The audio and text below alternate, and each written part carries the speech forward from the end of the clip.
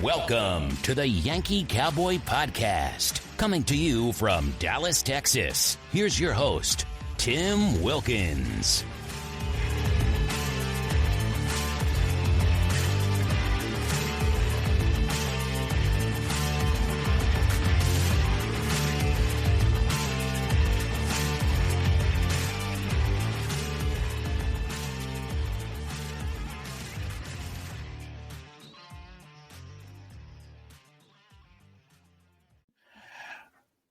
Ladies and gentlemen, welcome to another episode of the Yankee Cowboy Podcast. I'm joined by the co-host joining me again. And realistically, today is a fun topic because it's the NASCAR, one race before the NASCAR playoffs begin. We're on the cutoff race. We're going to give our picks, our implications, all the fun stuff that goes with it. And I can tell you, it's been a fun little regular season. Not so much during the summertime. If you couldn't watch a race, do your platform you were watching, you weren't the only one. But Chris, thanks for joining me, buddy. It's always a pleasure. Absolutely, man. And we're gonna have some fun here because this is a fun time of year. It's a little nerve-wracking for fans if you're a fan of Kyle Busch, maybe. But it's just a fun overall end of the regular season.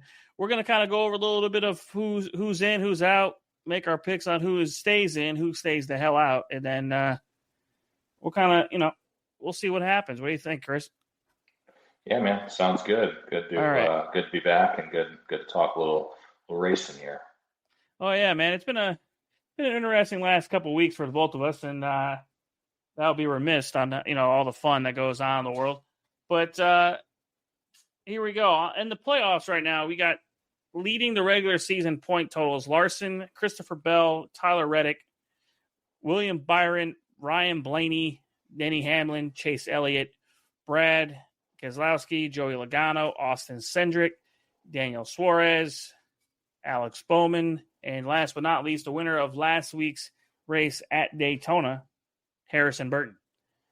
Now, those are 13 drivers that are locked in as due to wins. We all remember who's not in. Thank you, Austin Dillon, for being a screw-tard. Because you can't drive straight instead of wrecking somebody. But that's here nor there. Now, we got 3 drivers that are supposedly in on points as of right now. Got 3 drivers on the outside looking in. Really kind of need a win or go home type of atmosphere for the 3 drivers that are out. And we're at the Lady in Black this weekend, better known as Darlington Speedway there in Darlington, South Carolina. Chris, I think we can kind of say this. Martin Truex is pretty much a lock-in. He's in. So the three drivers that are locked in on points, or not locked in on points, but supposedly still in on points, are Truex, Ty Gibbs, Chris Buescher, and looking on the outside, looking in, would be Bubba Wallace, Ross Chastain, the Watermelon Man himself, and good old number 8 car, Kyle Busch. Now, Chris, I'm just interested in your thoughts on these 6 drivers here, but we'll get into that. But I think we can both agree Martin Truex Jr., unless a act of baby Jesus occurs, he's pretty much locked in. What do you think? Yeah, I think looking at the points right now, so Truex is plus 58 to the cut line. Yeah, that's. I think he could essentially lock in maybe without looking at numbers, but I feel like if he gets enough stage points in stage 1, he can essentially lock himself in.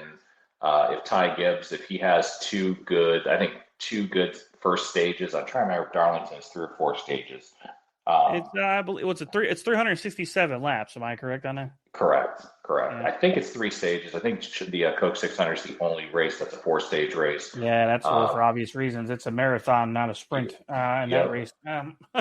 So yeah, if Ty Gibbs has, I think, a good solid stage 1 and 2, I think he can basically point his way in. So really, the battle is going to be at 16th place there between Chris Buescher, Bubba Wallace, Ross Chastain. Kyle Busch everyone below Kyle Busch is a must win at this point. There's no mathematical.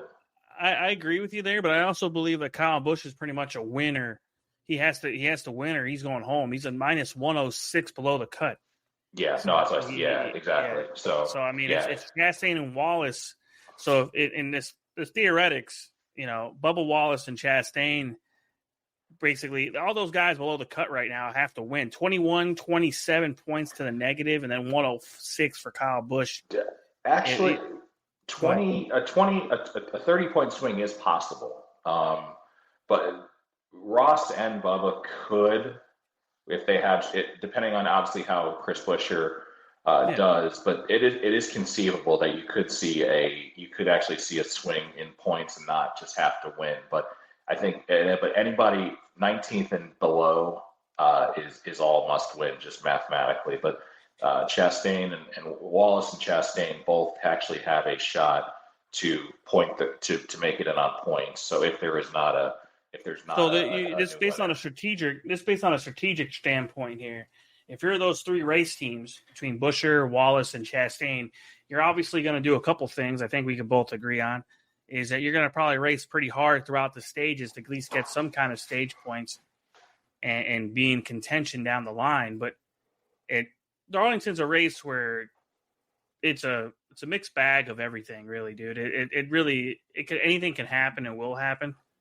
Tire fall off is obviously a thing there. That's not to be confused with a lot of other tracks, but Darlington's made its reputation for just destroying tires. If you're Goodyear, you're crying on the inside when this race is over. But I think I think Truex is pretty much, for his final season to be 14th in points is kind of a disappointment for me. For being his last swan song, as they say. It's just different. Can he win a race? Maybe, but it's kind of one of those things, man. So here's the challenge. If you look at the playoff picture, it kind of doesn't give you, obviously, I mean, in the light of, Harrison Burton now being in the playoffs, he was 34th in points. But if you look at the season standings, like the actual season standings where they determine who's going to be the regular season champion, right now Tyler Reddick is leading the regular season championship. And that's big because that 15. Yeah, let you pull that up. I'm sorry, I had the playoff picture points up, but yeah, you're right. I mean, Reddick's up by 17 points on Larson on the regular season. Yep. Elliott's in third. Blaney, who surprisingly, it's been a quiet year for Mr. Ryan Blaney, I think. Only two victories is still two victories. Can't discredit that, but for being the defending champion, he's been doing well. I mean, it just the DNFs have kind of shot him in the arm. But I think if you look at the regular season, though, you're right, man. It's kind of the parity isn't there. Yeah, I mean, you look at finish up the Truex point. I mean, he said, he's not having a great season, which he's not. He hasn't won. He's not won a race. I think since 2022, if I'm not mistaken. But he's right now he's ninth in points. Yeah. Another thing we probably should talk about too, or touch on as well, was the penalty for Denny Hamlin. Not something of a Joe Gibbs standpoint, more of a TRD. But he lost 10 playoff points. I think we could probably, if you don't mind, Chris, not to cut you off, but I think the fans, when they heard that, probably it became a nothing burger, as many of us would say, because that wasn't so much. Other than literally Toyota making, I mean, for what I understand, it was a decision made by Toyota to break that engine down, or it was an oversight based on the team itself allowing TRD to do that. Yeah. So kind of give a little bit of background just for folks listening. So that what happens essentially is, NASCAR, and I'll use in quotation marks, in terms of cost containment, teams are required to run an engine a certain number of races. That you had the days back 20, 25 years ago where you had qualifying engines, and you were changing 2 and 3 engines a weekend. Well, obviously the costs were exponential. So really, since about 2003, NASCAR has been on what they would call a 1 engine per weekend rule. But then to continue on with that, now teams are required to run an engine for multiple races.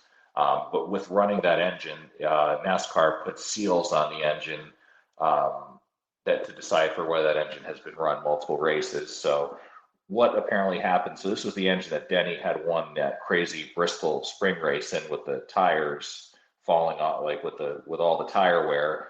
And there's no specific time where that engine the engine eventually does have to be inspected, but there's not a specific time frame of when the engine has to be inspected. So basically that engine, I don't know if it was a mistake, an oversight by Joe Gibbs Racing, that they shipped the engine back to where the Toyota Racing Development, where the engines are actually still built in Costa Mesa, California, where Toyota was based for a long time before they moved to Texas.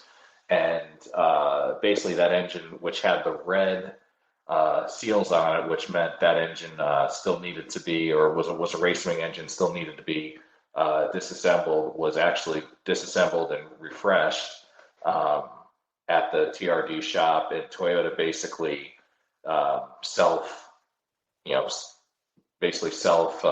police themselves and let NASCAR know, hey, this was a mistake. And unfortunately, it came at the expense of Denny Hamlin, crew chief Chris Gabehart, and really just the monetary fine and all that's not the big deal. It's the points that obviously are going to hurt Denny, because he went from being a guy who still had a shot at the regular season championship to now a guy who's really lost a lot of his buffer as the NASCAR playoffs begin. Well, I would say I agree with you there, but he still has the potential to win this championship this year. There's no question about it. I just think that, to me, that was more of a slap on the wrist. I mean, I think Gabehart got almost $100,000 fine, I think, monetarily. And that, to me, is kind of a unique fine number. I mean, the dollars is pretty intense because I'm not sure his salary as a crew chief, but, I mean, that's a pretty hefty salary. That Toyota probably foot the bill. Yeah, I was going to say they'll probably foot the bill there. But you're right, man. I think you're right with the regular season standings. The parity doesn't show the playoff. Like the playoff picture standing doesn't show the parity here. But like obviously with the winner of Harrison Burton this weekend, what kind of sticks out to me is a guy like Joey Logano, whose total is 15 in regular season points, but he's ranked pretty up there in the playoff picture. You have a guy like Ty Gibbs, who also has not won this year, ranked pretty low in the playoff picture, but he's 10th in regular season points. But the one thing I think we need to kind of go through here, who's in and who's out, I think we can discuss, is that the rise and resurgence of RFK Racing here, potentially to get both cars into the show. And that's only a few years after Brad Keselowski has taken ownership, or minority ownership, and kind of revamped that entire program. I think it's going to be a interesting storyline over the weekend. If they can get Buescher in there, that'll be very intriguing. Now, obviously, Tyler Reddick's in the playoffs for 2311, but they got Ty Gibbs. I believe he's a 2311 driver. Am I correct on that? He's a Gibbs now. He's a Gibbs now? Okay. My apologies there. And then so basically, Bubba Wallace wins. He gets in, and they lock in both 2311 cars. So, pretty important there for the organization. But I think the resurgence of the RFK program is definitely something to be talked about here, because in general, I think what we saw in the last year is a downtrend in Stewart-Haas, obviously on their last year of operations, pretty much finishing around the top, 8, one driver I think is in the top 20 in points, and the rest are in the top 25. So it's kind of a weird, in the Ford camp, it's kind of a weird trend right there. But I just want to say congratulations for Penske Motorsports for having all 3 drivers locked in, and have been locked in for quite some time. So, and also I think Hendrick might have everybody locked in. What do you think there? Are they all locked in? Yeah, Penske was the first team that locked all their cars in, and then Hendrick was second when Alex Bowman won at the Chicago Street Race. So I think, just a quick look here. I believe they're the only team right now with all their cars locked in. Obviously, Joe Gibbs Racing, if things remain where they are, Joe Gibbs Racing will lock all 4 of their cars in. RFK will lock both of their cars in. So there's outside of really maybe Cindric and Burton, there's really not a ton of surprises of guys who, or maybe Smith or Suarez in as a surprise too as well. I mean, obviously the biggest surprise outside the cut line is Kyle Busch, and even you'd probably throw in Ross Chastain as well as guys. That's a Trackhouse thing right there all the way, right? Yeah. I think it'd be good if we, maybe talk about what, now we've kind of gone through the playoff scenarios right now, so we know who the bottom three guys in on points are, and then the two guys who can mathematically point their way in. Do you think, just looking at the current standings right now with Truex 14th, Gibbs 15th, Buescher 16th, Wallace and Chastain 17th and 18th, do you think this playoff picture? Do you think any drivers move in this thing? Or if there was one driver, I think two guys can potentially throw some Hail Marys out there and get it done. And it's kind of weird to talk about this because I think anyone that knows Kyle Busch is that he has the ability to drive a race car.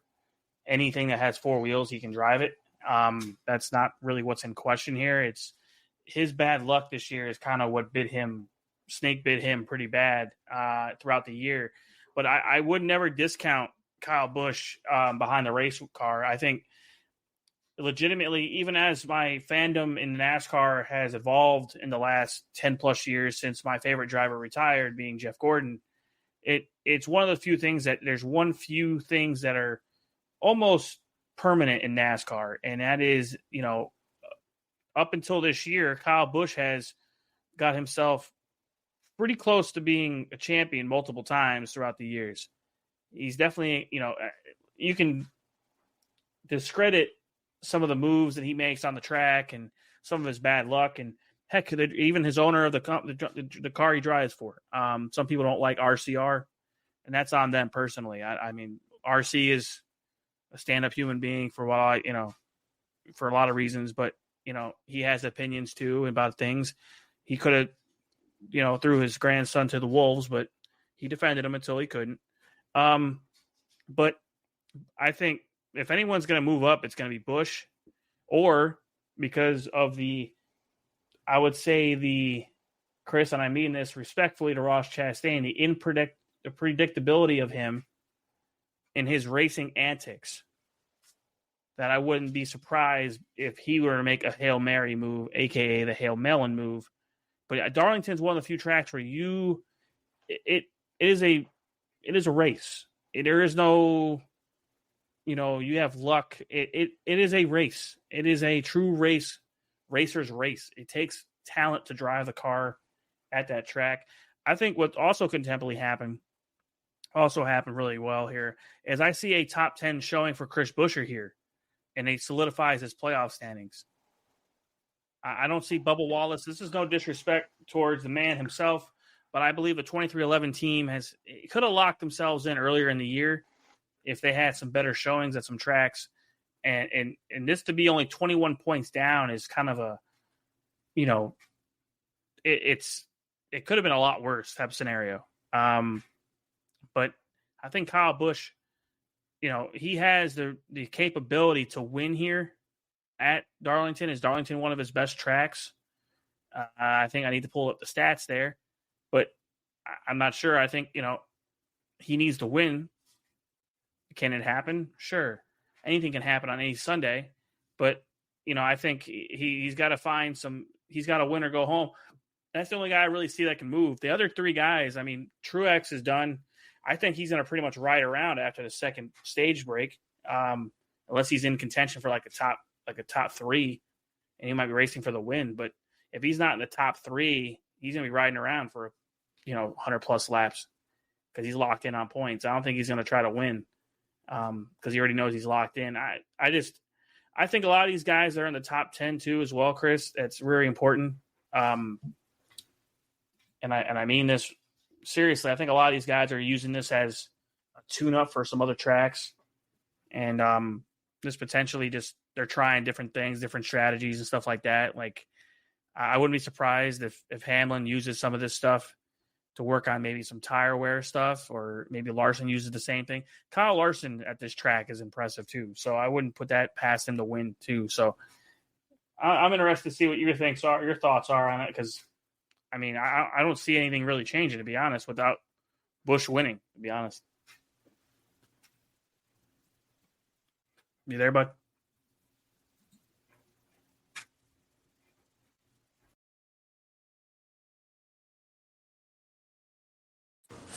You there? You got me? Yeah, I got you. All right. So I was listening about your thoughts on this.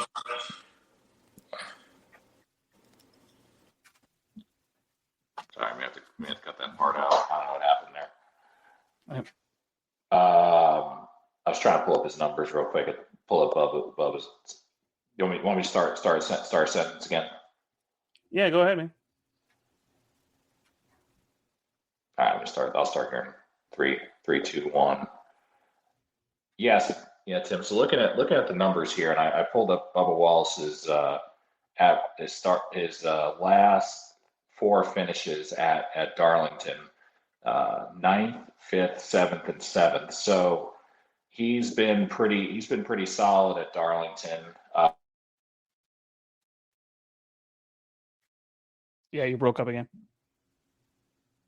You cut out.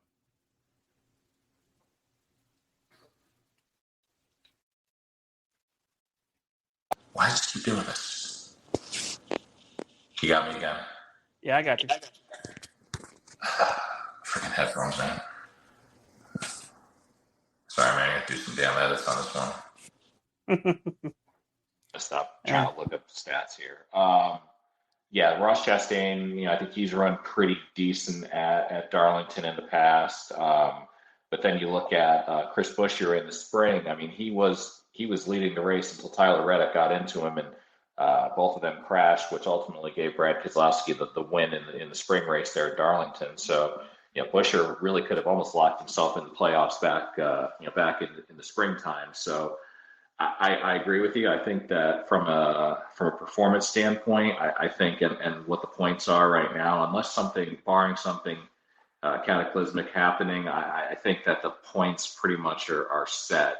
Kyle Busch, don't get me wrong, he's a generational talent in the sport and a Cup champion, but I just don't see the Richard Childress cars that quite have the speed, just the true raw speed to go up there and lead the race. Not to say strategy couldn't eventually play into their hand, but in terms of Kyle Busch just going up there and leading the Southern 500, I just don't see that out of an RCR car. So I think at this point, probably looking at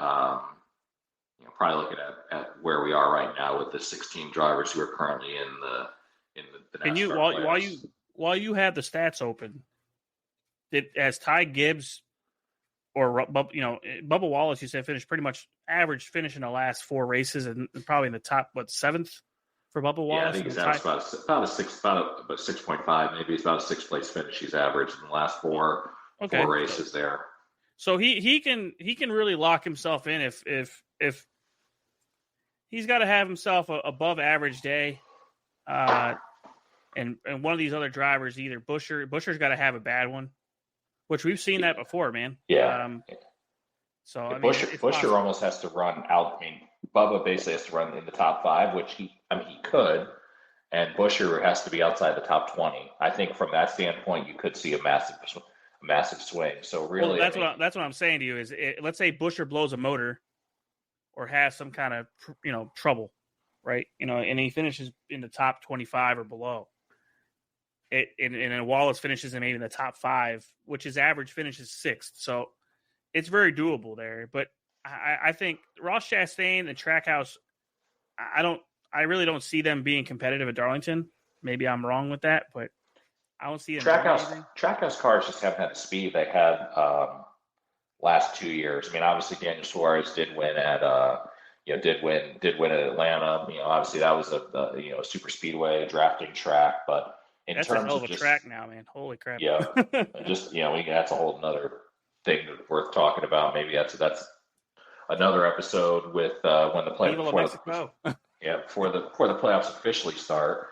But I think what we're looking at, the Trackhouse cars just haven't really had the speed in general to go up there and contend. That's not to say Ross can't do it, but in terms of just pure pace, obviously the Hendrick cars, the Gibbs cars, and and at times the Penske cars have all been kind of the the usual class of the field in the Cup Series. Yeah, I agree with you there. And here's the thing, man. I think some of the off the track announcements this past couple weeks have been really interesting. Just on a standpoint of driver movement, and that are not really like Steven Van Gisbergen running a full-time Cup schedule next year. There's been a lot of movement in the drivers, signing, for committing to a full season, moving to, there's been driver movement. And you see more. I would say we're probably going to have a very busy off season, I think, for the Xfinity level and Truck Series drivers. This go around, I think, for silly season, as they say. There's still, for the most part, silly season is kind of really coming to. There's still a couple open seats in the Cup Series. I think if you look at it quick, kind of a quick synopsis. I think there's still a colleague seat open right now. That's probably going to be announced here pretty soon. Both I think both Rick Ware cars are still open. The 7. The big one right now, obviously, is the Spire number 7 car with Corey LaJoie being not announced that he won't be back. Rodney Childers going to be the crew chief on that. The rumor has been Justin Haley could be going in that car. Has Josh Berry announced any new? Yeah, Josh Berry's going to the Wood Brothers. He's going to replace Harrison Burton next year. So that's already done. When was that announced? Because maybe I missed that announcement. That was back in June. Was when that was announced. So he locked up that ride soon after. I would say because the announcement for Stuart Haas was before. It was before Memorial Day. Yeah, before Memorial Day that it was announced. But in terms of their charter system, their situation right now, obviously, Trackhouse is going to acquire one of the charters and run Shane Van Gisbergen in the number 88 car full time next year in a third Trackhouse car.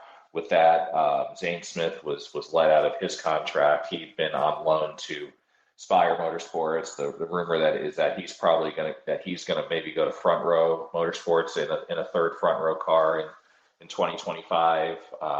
There's talk about 2311 expanding to a third team with rumors has been Riley Herbst is going to drive that car. And then obviously Haas factory team is keeping one charter, and it's been announced that Cole Custer will drive the number 41 car for the new. Sorry, I don't mean to laugh, but if that's not expected, I don't know what else isn't in the world of sports. Yeah. Come on. I know why you're sticking around, bud. Jesus Christ. If anybody, I would have kept Barry around in an SHR ride, but I don't blame Josh for going to Wood Brothers. Yeah, I think the best opportunity was there. Obviously, we forgot to also touch on from a Stuart Haas standpoint is obviously Chase Briscoe announced several months ago that he's going to drive the number going to replace Martin Truex Jr. in the Bass Pro Shops number 19 car, Joe Gibbs Racing. So Briscoe. Cole Custer's dad works as the vice president. Joe Custer. So there's some ties. There's some ties there. We don't have to go any further than that. I brought it up about 10 minutes ago. Yeah, and then one thing to mention about that program too is, with them being a single car Cup team, is they're going to now have an alliance with RFK Racing. So, ain't that some ironic stuff right there? The guy Brad Keselowski leaves, Penske Motorsports, right, and that's his own decision, and signs a minority ownership group, pretty much rebuilds Roush. In a powerhouse. It's not completely a powerhouse yet, but it's getting there on the Ford side. As a manufacturer, you can't be sad when they're performing as well as they have in the last 2 years. This has been a really awesome to watch. From that's a caliber of man that Brad Keselowski is. Kudos to you, my friend, because it's impressive to watch. I know he's dealing with a younger driver with Buescher. Buescher's what, 20, 25? He's been around longer than people think. He's in his 30s. I think he's 31 or 32. So he's got a decade plus experience. People forget Chris Buescher obviously was a long-time Roush development driver. He was signed back when he was at 17, 18 years old to Roush. Competed for them in ARCA, and then obviously won an Xfinity Series championship with them in 2015, and then kind of bounced on loan to, he was with JTG Doherty, he drove for Front That's where Row. I recognize that sponsored. I mean, I could be wrong, but that's where I recognize majority of his sponsors from that JT, from his other rides. And I'm like, he's obviously bringing some cash with him. Some sponsors with him. But it's just an interesting thing. Before we cut this off for the week and hopefully everyone has a great weekend, good Labor Day weekend. Don't be laboring on your Labor Day weekend. Chris, before we cut this off, you know what's ironically funny? And someone brought this to my attention, is that the people that party the hardest on Labor Day weekend are the most unemployed people. They have like 6 smokers, 3 grills. Those guys that don't labor at all have all the fun on Labor Day weekend. Oh yeah, we labor, so we're gonna have somewhat fun, and it's gonna be a fun one to watch. Obviously, I've been to that track at Darlington Motor Speedway. It is truly it's a crown jewel for a reason.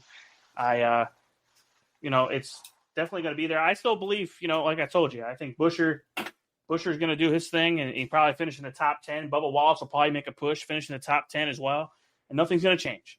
It's going to be kind of a boring, if you're a news journalist, you're going to be bored when you have to write the news story on Sunday night, So it's going to be a good one. I think the championship will be way more exciting once we move into the playoffs and, we kind of go through that situation because there is some quality talent there. I think Kyle Larson, this is kind of he's doing a hell of a year. Tyler Reddick's doing a hell of a year, so it'll be interesting to see what happens. But I appreciate you joining me, buddy. Good conversation as always. Have a good rest of your weekend too, man. Don't work too hard. We'll try not to. Yeah, man. All righty.